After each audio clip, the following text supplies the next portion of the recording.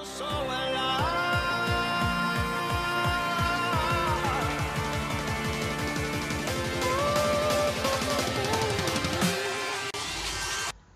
is going on, guys? We're bringing back a brand new video, and today, in today's video, we are going to be previewing the F1 2015 Bahrain Grand Prix.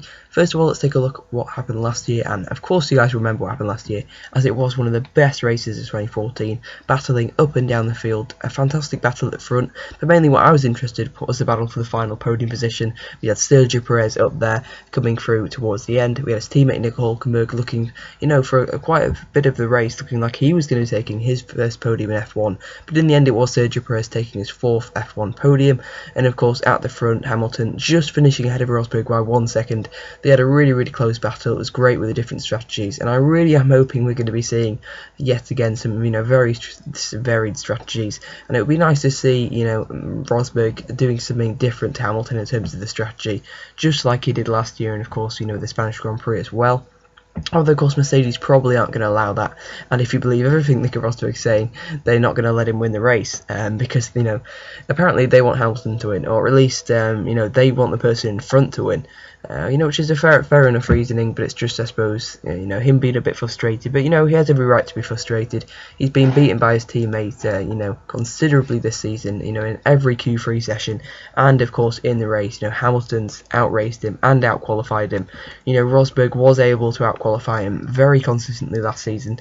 Sometimes outrace him, but never really catch him and pass him. This was the thing, I was talking about in my review of the Chinese Grand Prix just a couple of days ago, but Rosberg just doesn't seem to have that ability to be able to catch and pass Hamilton, whereas Hamilton certainly has the flair and the kind of the talent to be able to catch Rosberg and to pass him, something Rosberg really needs to find a way to work on, or he's just going to have to play second fiddle to Hamilton, just like we've seen with Mark Webber to Sebastian Vettel through the 2010 to 2013 seasons, and also Rubens Barrichello, Eddie Irvine. We've seen so many drivers playing second fiddle to world champions, and we rarely see a consistent fight between two teammates over a few years. Alan Prost, of course, Ayrton Senna being the exception over 88 and 89.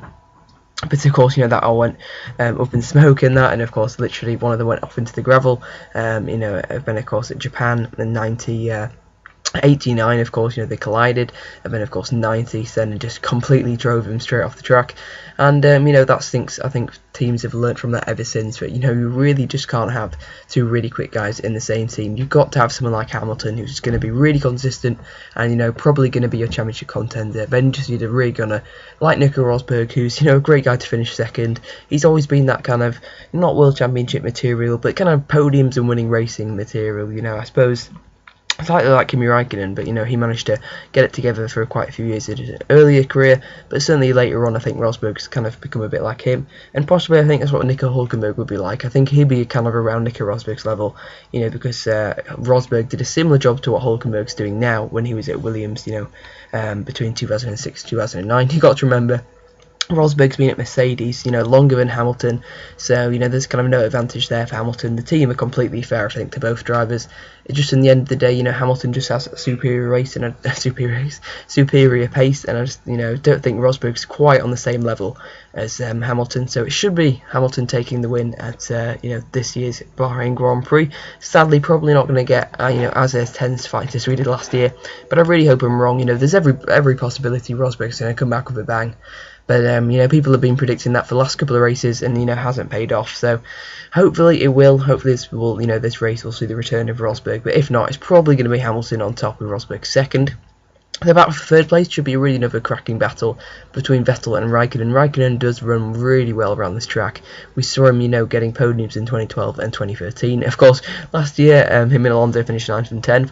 But, I think Ferrari should be much quicker this year. The track doesn't really suit their car, but they're easily the second fastest car at pretty much every track, unless Williams can catch them. But, that's definitely not going to happen now. We're going to see the majority of upgrades in Spain, just a week after the last Grand Prix. There's no really time to bring too many upgrades. But, we should definitely see them 3 weeks, from now. which of course will be the Spanish Grand Prix. We should be seeing McLaren and Force India, Manor bringing quite a few updates there. They're the teams that really need big updates. Although of course Force India launching their B-Spec car in Austria. So for now, for Force India, it's just downhill limitation. It's going to be a very different race for Perez and Hulkenberg than it was last year. Perez finishing 3rd last year, Hulkenberg finishing 5th. We're definitely not going to see anything like that. They'll be lucky to get points. Although the Force India does run well around here, this year's car sadly isn't really running very well around any track.